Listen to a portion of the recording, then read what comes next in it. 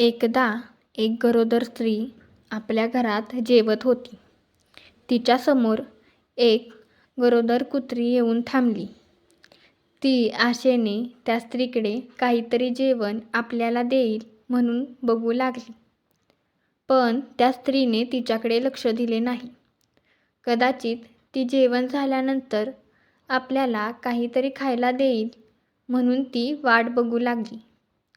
पण त्या स्त्रीने जेवण करताच राहिलेलं शिळं अन्न कुत्रिणीला न देता तसेच रस्त्यावर फेकून दिले.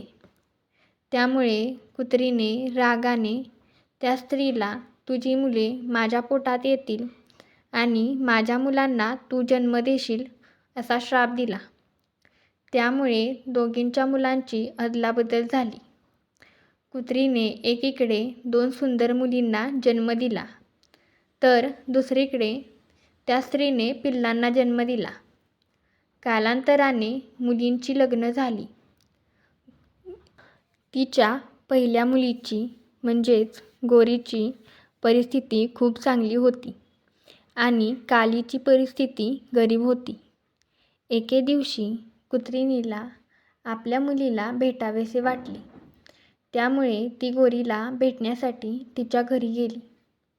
आपल्या आईला सासरच्या कोणी बघितलं तर आपल्यावर हसतील याची तिला लाज वाटली. कुत्रीने तिला आणलेले लाडू देऊ करत होती, पण तिने ते न घेता रस्त्यावर फेकून दिले.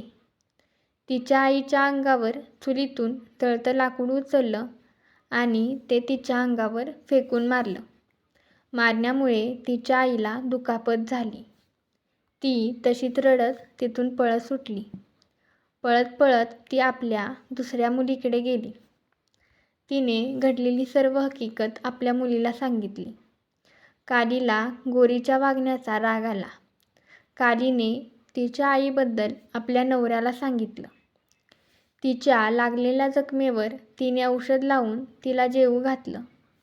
तिचा त्या दोघांनी पाहुणचार केला. कालीला आपल्या आईने अजून आपल्याकडे राहावं असं वाटत होतं, पण ती आता अजून राहू शकत नव्हती.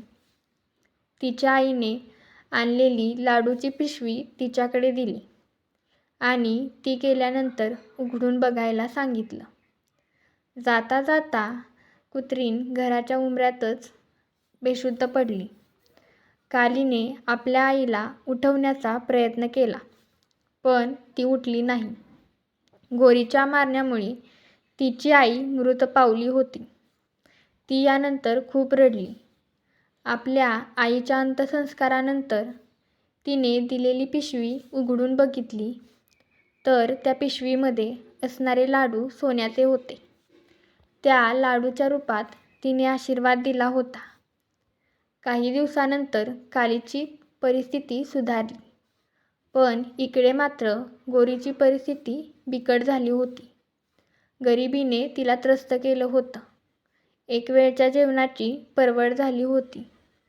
तिला आपल्या बहिणीच्या परिस्थितीबद्दल समजलं आणि ती आर्थिक मदतीसाठी कालीकडे गेली. तिचं ऐश्वर्य बघून गोरीचे डोळे दिपले. गोरीने तिला तुझी परिस्थिती कशी सुधारली असं विचारलं. यावर कालीने तिला आईबद्दलची घटना सांगितली. हे सगळं ऐकून गोरीला आपल्या वागण्याचा पश्चाताप झाला. ती ढसाढसा रडू लागली. तिने यासाठी आपल्या बहिणीची माफी मागितली.